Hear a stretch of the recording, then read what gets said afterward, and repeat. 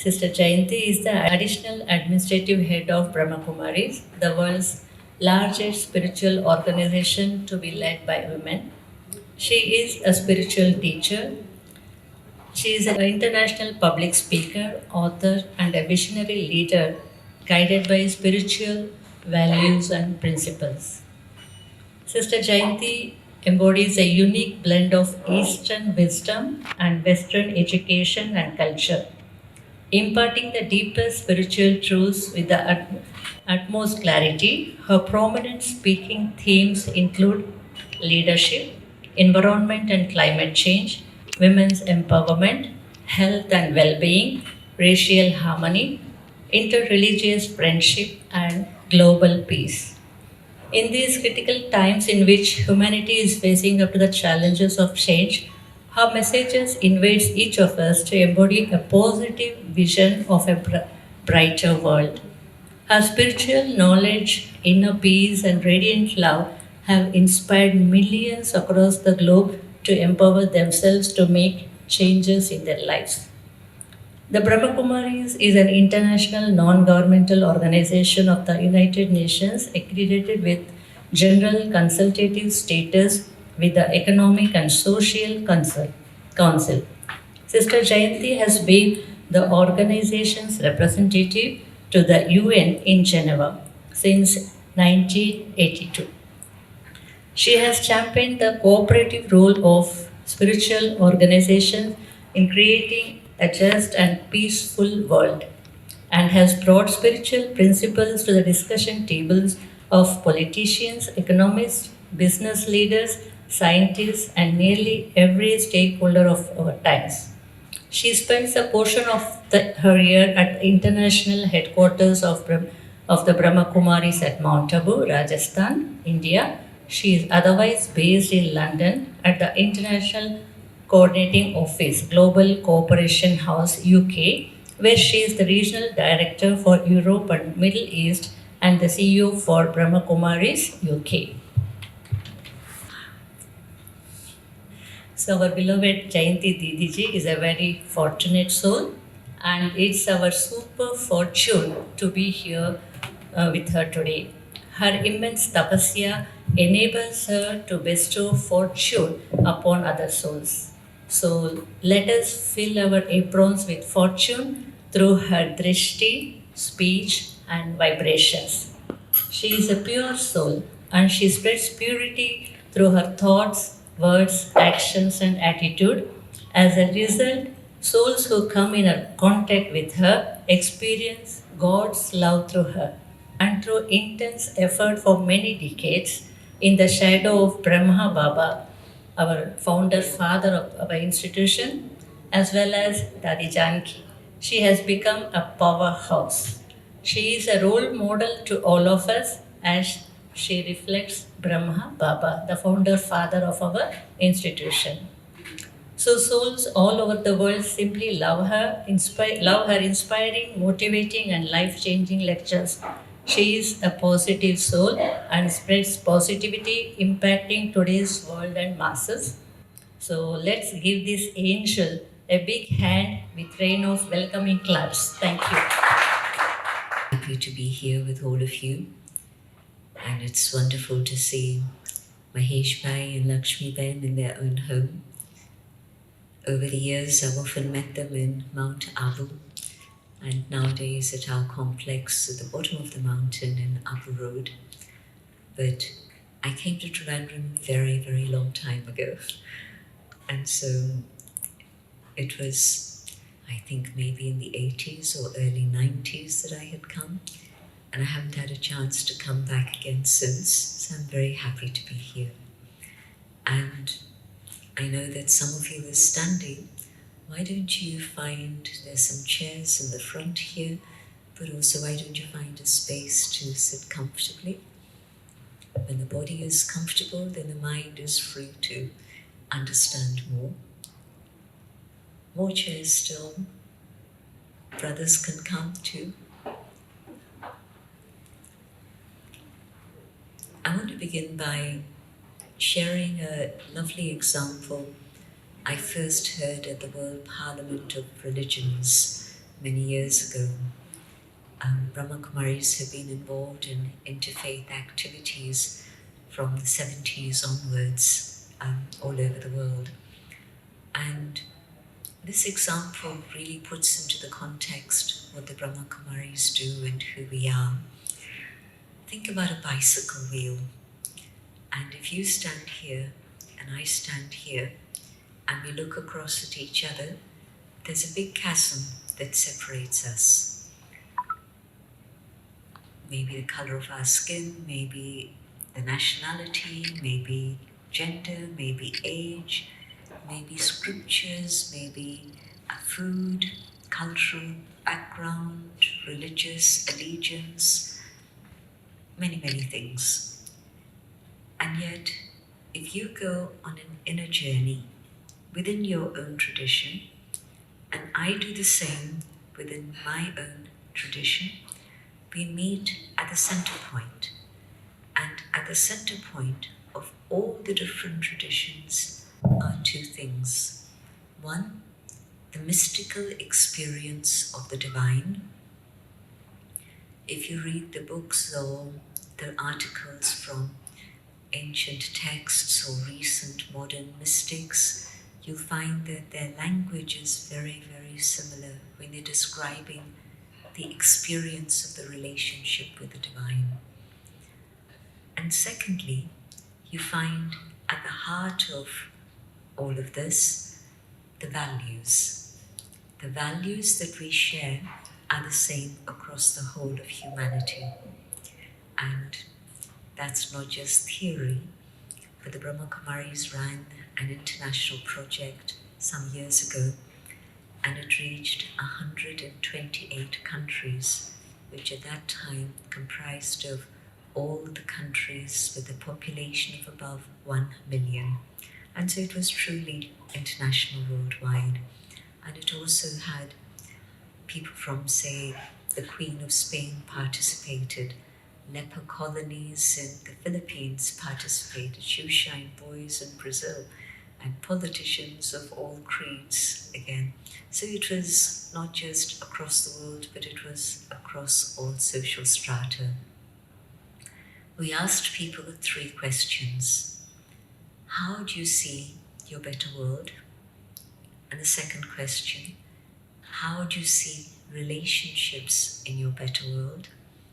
And thirdly, how do you see yourself in the better world? And it was a beautiful project that lasted for 2 years, in which we were asking then people also to tell us what step they could take today to make that vision a reality.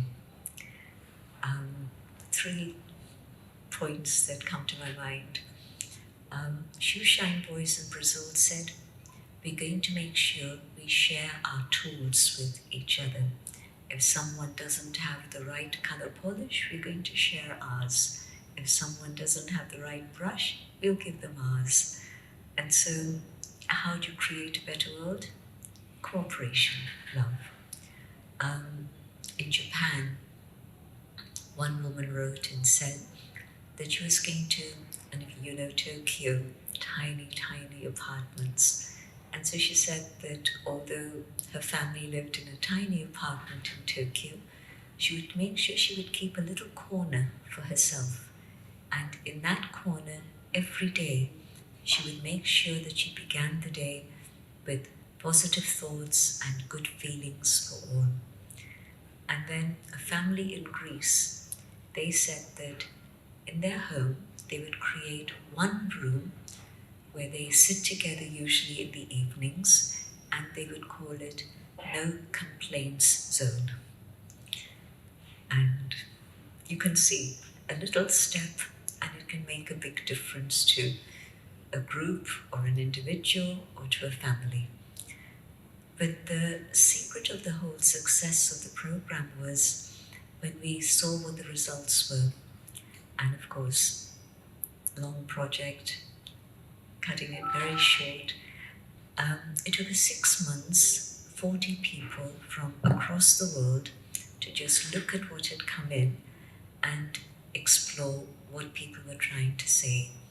And it was 40 people because you needed people not just from, say, Latin America who spoke Spanish, but also someone from Spain, because Spanish there and Spanish there is different. And so we needed a big range of people from different language backgrounds to be able to understand the feeling behind the words. And I can summarize what they shared in one word. Everybody said they wanted to have a world of values. That's it. Many other ideas, but essentially it came down to this one word of values. And the question that I have is, how come our world has moved so far away from traditional values?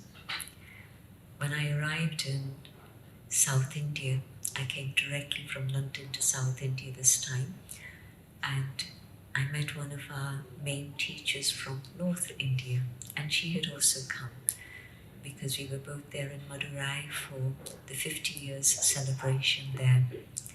And she said to me, South India has preserved the traditional culture of Bharat. North India seems to have lost a lot of it, but South India still seems to retain a lot. And so she was very happy to be back in the South because she grew up in the South. And the third little story I want to share. I was at a conference last year in Iceland, and we hold a program there every 2 years for the last 12 years. And it's called The Spirit of Humanity, looking at how leaders have used spirituality in their work, not just in their personal life, but in their work. For example, the politician who was part of the negotiations of the Northern Ireland Good Friday Agreement a few years ago, but some of you will still remember that.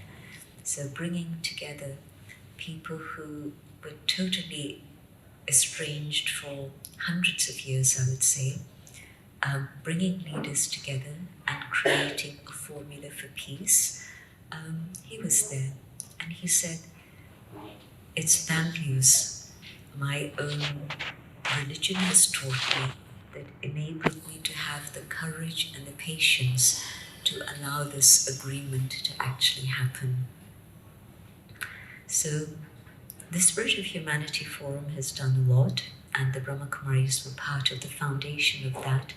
And if you look on the website, you'll find very interesting material there, Spirit of Humanity. But last year, the President of Iceland was there, and from the beginning we've had support from the President and the Prime Minister. It's a very peace-loving country. They haven't had a war there for 1,200 years. And when you go to the President's house, it's quite far from the rest of the city and everything. So the drive there is quite a lonely one. It's a very open space by the sea. But there isn't a single person with any rifles on duty or guns on duty. It's just one individual who's on guard duty. That's it. It describes the ethos of the place. But the president, the current president, a woman, she was in corporate world in America for the whole of her life, then decided to come back home and serve her people. So it's an elected position. And she said, if we look around the world and we see all the problems of the world today, we've been trying many different solutions, but we haven't been able to actually do very much about resolving the problems. The problems seem to be getting worse rather than better. And I personally come to the conclusion that rather than looking outside for solutions, we have to start looking inside for solutions. It's humans who've created the problems. They didn't just happen. It's all of us together who've created the problems. And the answers lie within all of us. And when we start going on the inner journey, then we're able to find solutions. And that was my first meeting with her in a public forum. But afterwards, I understood that she's been a meditator for some time. And so it's the meditation background that led her to that conclusion. But it's true. It's the values that human beings have within themselves that can actually bring us the solutions for the world outside. And we've called this program tonight Inner Light. What is that inner light? My experience tells me that you can live life on a very external basis, but when you begin to reflect, oh, who am I? Where are my thoughts coming from? How come my personality is totally different to others within my family, or maybe in certain families? How come my personality and the personality of others around me is similar, but yet still unique? So when you start a reflection on who you are and what you're supposed to be doing, then you begin to understand that apart from the external form, there's an inner identity that we don't always think about anymore. And that is the spiritual identity, the identity of the inner being. And some would say Atma, some would say your original, authentic being, some would say soul, different words. But we're talking about that inner light that is there. And sometimes the light seems to get a little bit dim, and at times the light seems to be shining bright. Well, can I have some control about whether it's shining brightly or whether the effect of the world outside is making it more and more dim? Yes, it's in our hands, it's in our capacity, and we can make a choice. And if I decide to pay a little bit of attention to what's going on in my own inner world, I'll find that that light begins to shine more and more. And that light is then able to guide me in my journey and carry me to my ultimate destination. Not just success on the external level, that's important because that can also find many solutions for many people, but to find what my destination ultimately is all about. And so, keeping that in mind, what I've also found is that the values that we carry are not on an external level. And yes, culture, nationality, gender, parents, friends, all of them help create our personality. But the inner core values that we carry are actually the universal values that I was talking about at the beginning. And values lie not in my hands and feet, but values lie within the inner being, the soul. Not even the brain.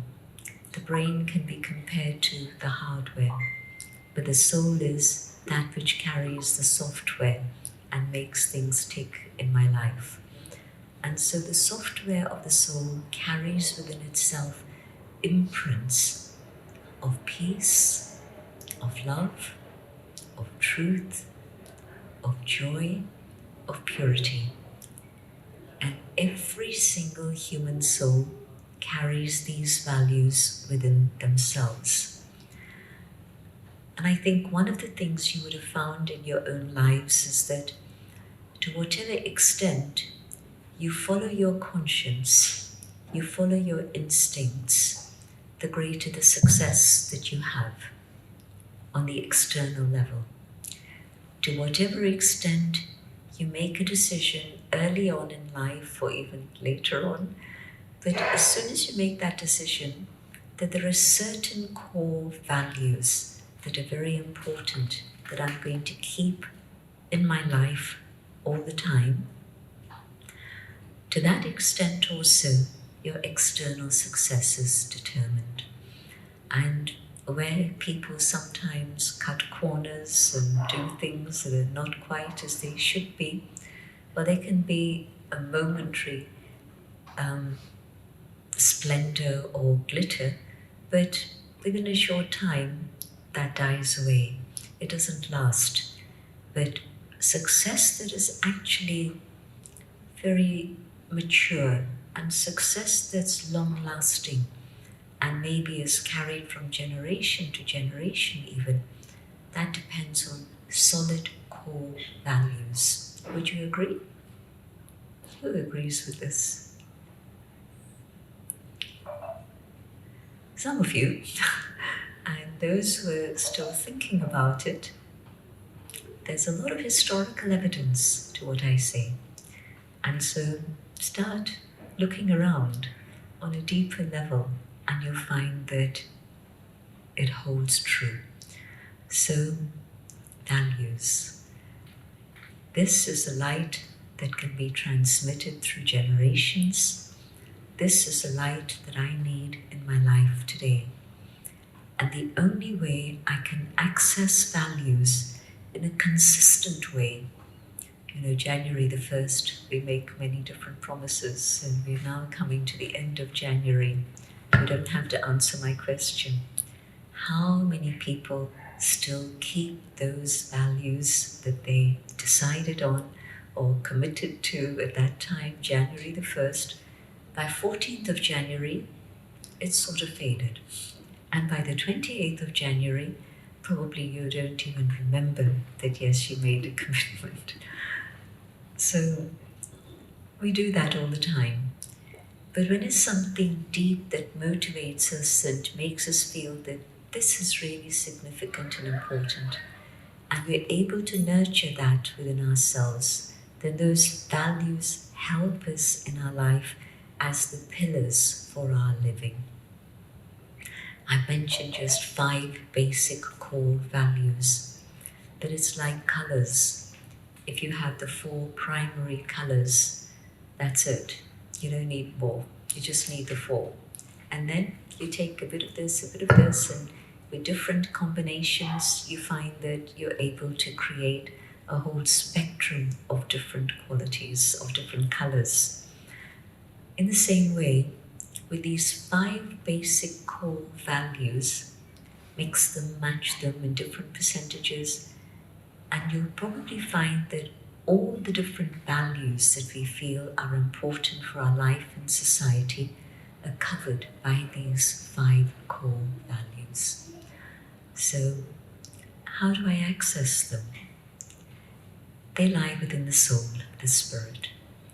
And to whatever extent I'm able to maintain my awareness of my spiritual identity, not as gender or age or position or property or anything external, just that awareness of that inner being, the soul, I'm going to be able to connect with my core values, and I'm going to be able to experience them. And I give myself space to sit in silence for just a short time. It doesn't take long, but it takes that focus, that attention. Things that are important don't always take hours and hours, but they take just a moment of reflection. And so to go on that inner journey, connect with my spiritual identity, and I also find that I connect with the values that I hold within.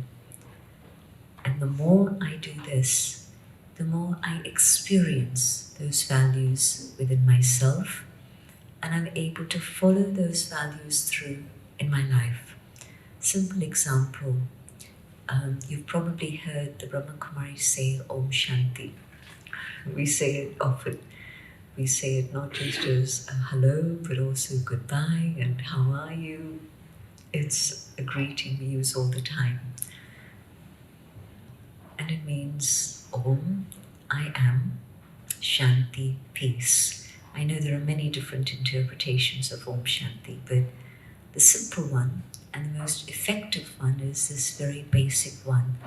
Who am I? Oh, I am peace.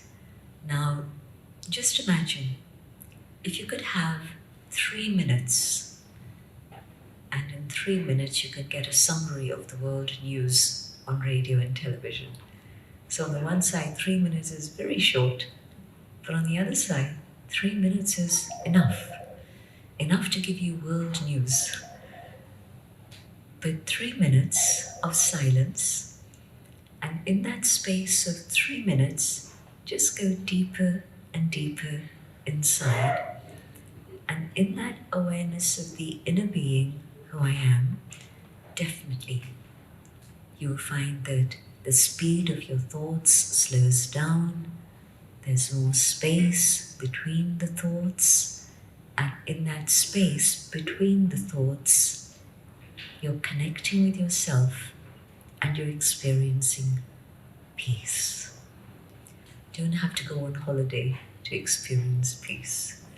You don't have to run away from work to experience peace. You don't have to leave your family behind and go into the Himalayas. Just simply go inside and you'll be able to have that experience of peace.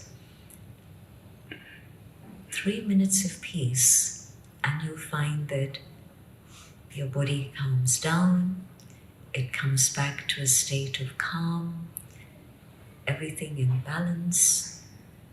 1 minute of anger, you know what happens? Your blood pressure goes shooting up, your heart rate accelerates, and everything in the body is in a state of turmoil. Just 1 minute of anger, and it takes at least 5 minutes for the body to settle down. 5 minutes of anger, and it takes you at least 20 minutes to settle down. 1 minute of peace, and your mind stays on that track of peace, not just for that 1 minute, but for many, many minutes afterwards. And so what you find is that you're able to be more calm, more peaceful, more reasonable. A very good test of how you manage things at work. Are people happy to see you arrive? Do you find as soon as you enter, people around you have a smile on their face? And not an artificial smile, but a genuine smile from their heart. You can tell the difference. Or is it that when you leave, they start smiling? Just check it out. Are they happy when you arrive? Or are they happy when you leave? It'll give you a very good feeling of the vibrations and the atmosphere that you generate around you. And if you're calm and peaceful, it's easier to be happy and generate happiness.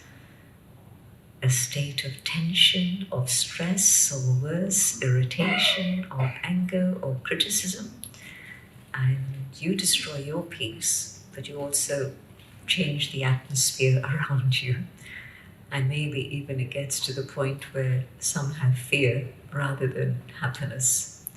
So we can have an impact in many, many different ways. And the most important impact is if I'm following spirituality in this very practical way of just connecting it with my own core values and using those values in my life, just imagine how many people you influence. First and foremost, your family, your colleagues, but also whoever it is that's working with you, closely or at a distance, but you have an impact on everyone you're connected with. You have an impact on people who are far away also. They had a very interesting experiment in Harvard at one of their summer schools.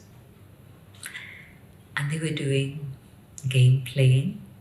And this particular game was 6 people around a table, and their task was to create a city of their choice. And they were given each one a certain budget, and according to the budget they had to create a city. And within all the other expenses for the city, there was also a benevolent box that was there for donation that could be used for good purpose in whatever way was needed. And out of each one's budget, what the organizers found was that generally it was 10% that was being put into the benevolent fund. 10%, it's okay. Some less, some more, but on average it was 10%. They planted an actor on one of the tables, and they told the actor, we want you to donate 20% of your budget to the benevolent fund. He did this, and it was visible. The other 5 also saw. Then when they had to change groups, everyone scattered to different groups. And guess what? The 5 people who had been on that table started to donate 20%. And another set of 5 people were influenced. So in the third round, again, those people also donated 20%. The conclusion of all this was one kind act is able to influence, for an ordinary person, at least 125 other individuals. And if it's a leader, like all of you here today, it's not just influence on 125 others, it's an influence on maybe thousands of others. So if our world has become chaotic and crazy because our minds are chaotic and crazy, that's a reality. Our minds lead to our actions, and our actions have created the chaos. Now reverse that process.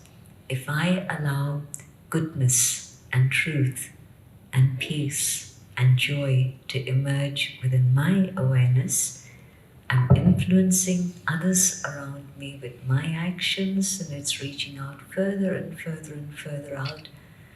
How long will it take to create a better world? Not long at all.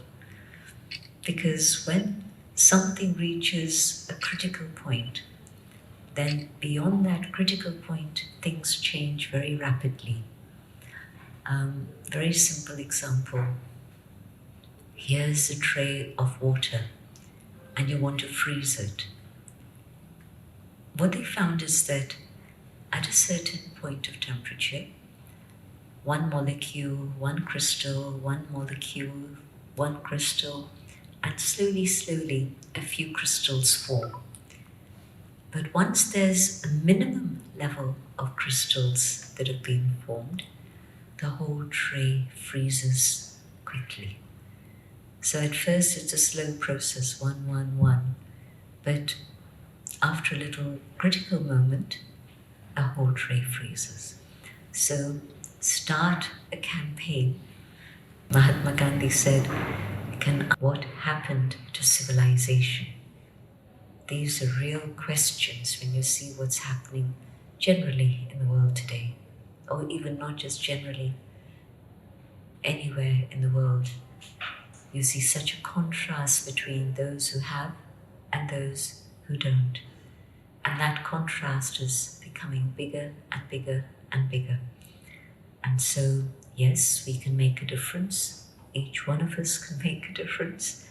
But collectively, together, we can change the world. But my own inner light can definitely bring me success on the external level also. It's not that I forsake the things of the world for the sake of spirituality, but rather spirituality and my connection with my own core values enables me to attain success in whatever field it is I endeavor in. Whichever field of activity you're involved with, certainly the inner light will guide you in the right direction so that there is greater and greater success.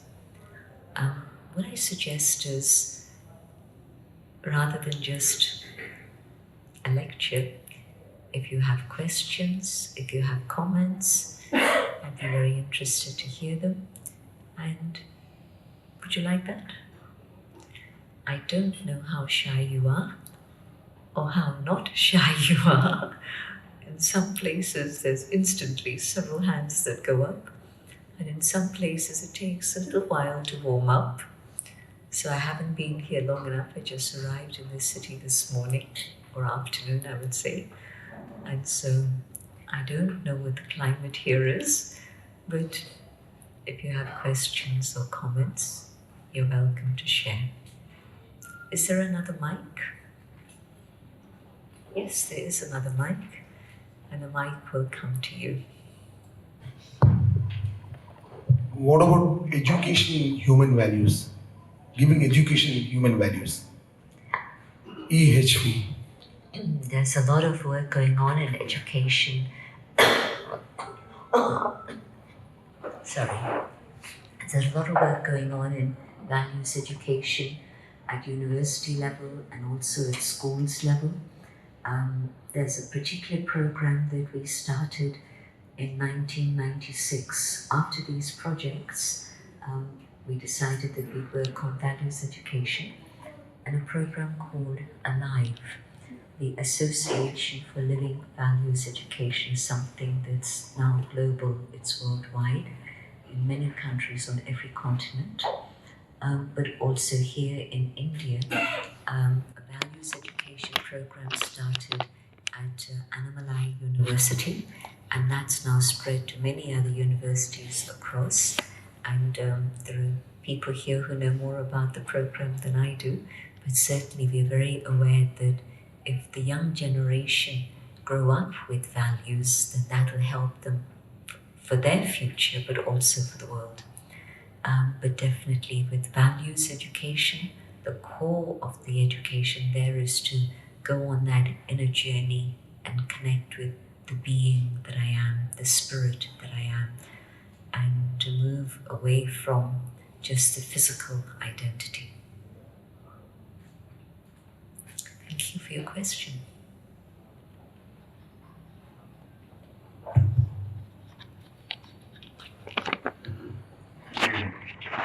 I want to know what is the spiritual health and physical health. Is there any point of difference where the mankind would be the good human being?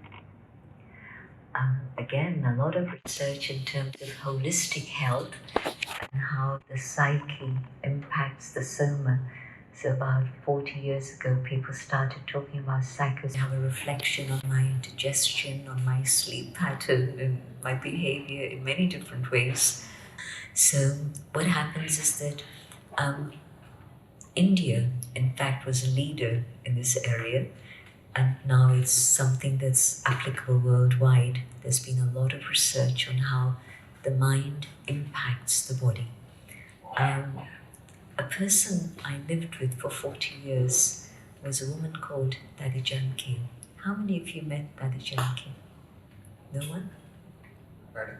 Mahesh Bhai, you met Didiji? I'm sure you met her, yes, yes. Mahesh Bhai, Lakshmi Ben in their visits to Madhuban. And also I think she actually visited here. She visited your home also, that's right. So this is a woman who lived to the age of 104, and she passed away just in 2020. And I knew her from when I was 8 years old. And so, but I actually stayed with her for 40 years in London in the same room. We shared a room together. And then she came back to India to resettle in India to become the chief of the organization when the need arose.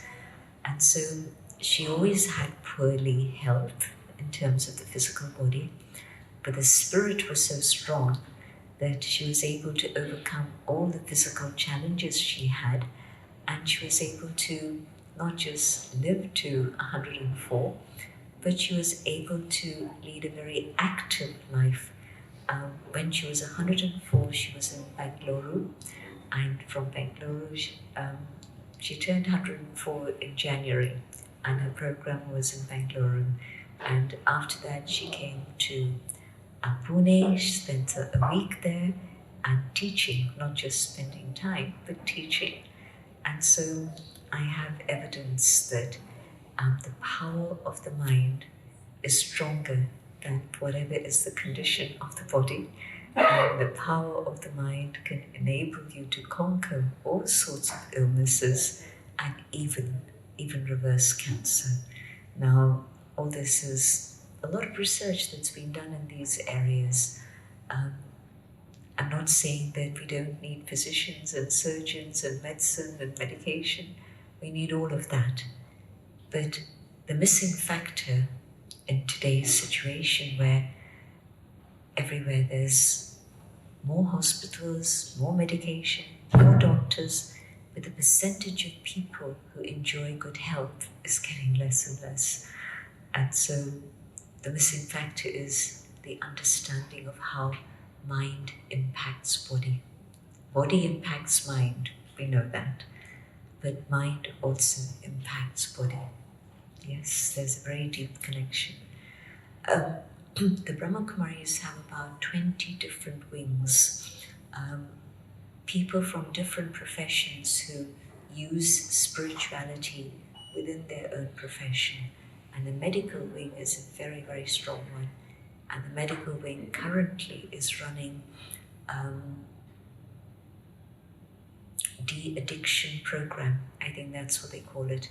A de-addiction program that's running all over India, where people who are taught to meditate are able to overcome their addictions to substances. And it's then not just temporary change, but long-term change. So a few years ago, we signed an agreement with the government to be able to take this out everywhere in India. And so that's happening in a very big way. So the spiritually strength will increase the physical strength of the human being. Can you say that again? When I was spiritually strong, it will help me to improve my physical health. Yes, definitely. Definitely.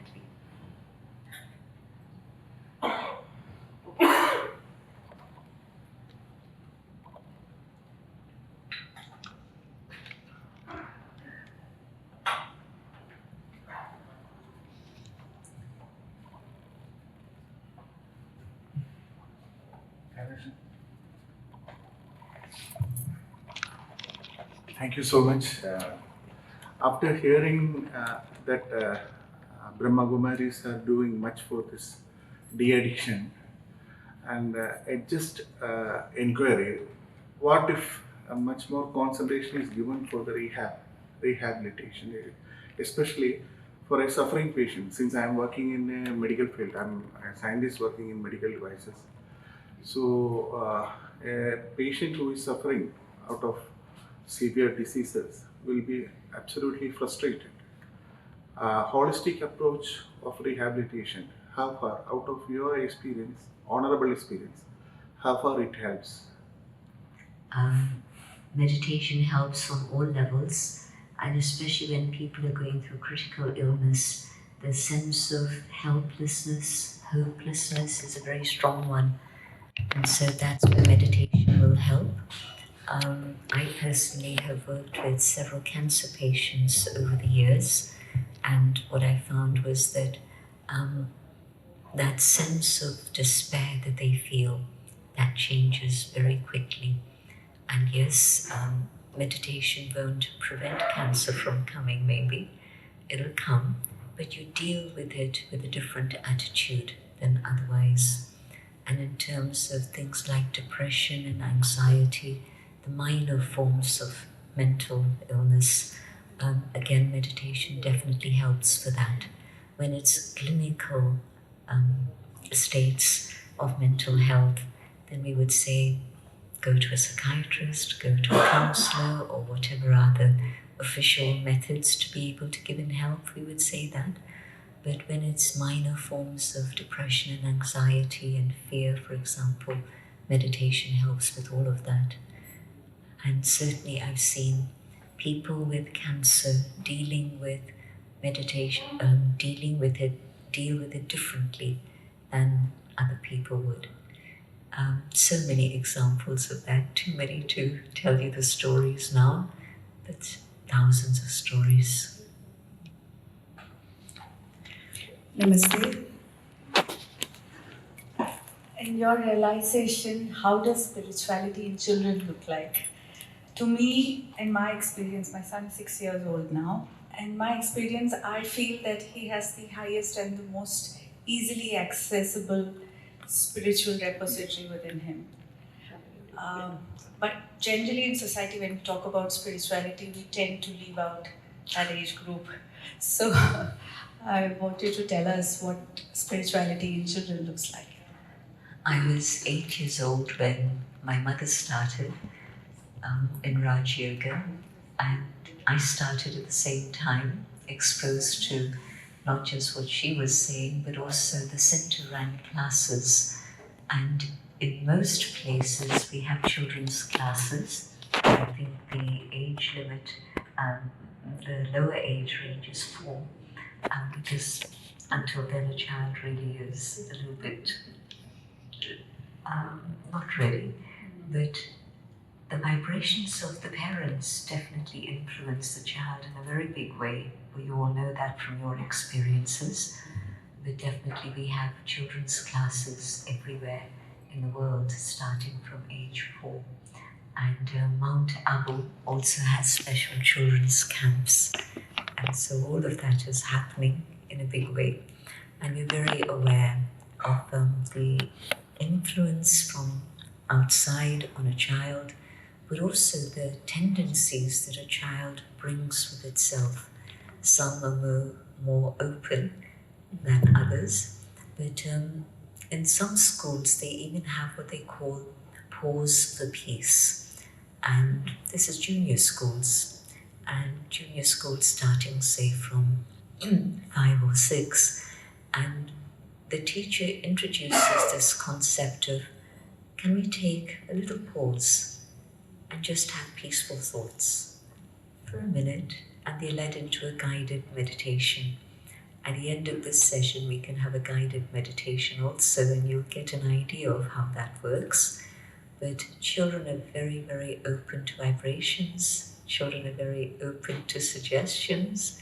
And so just doing a conducted meditation with them for a few minutes, and they begin to enjoy it. And when the teacher doesn't say, pause for peace, then the child says, Ma'am, can we have a pause for peace today? So that's also happening, definitely. Thank you.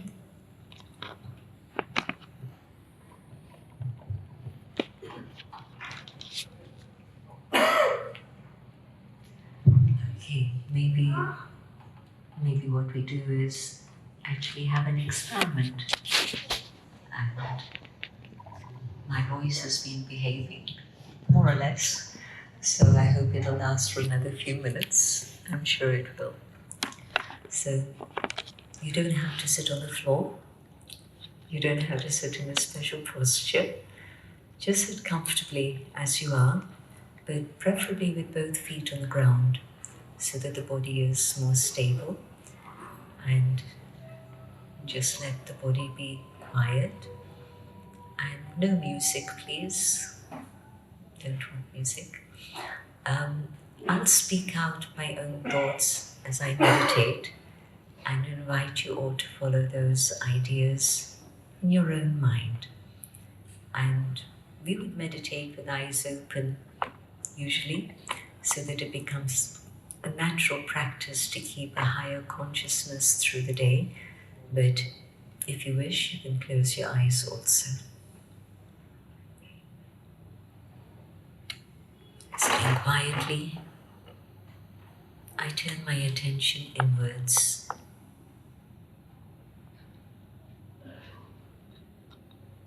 I visualize a spark of light shining in the center of the forehead.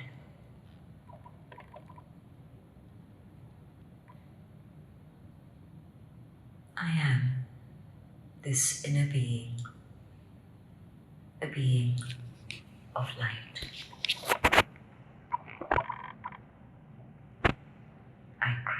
thoughts, and I can choose which thoughts to create. I create the thought of peace. I hold peace in my mind.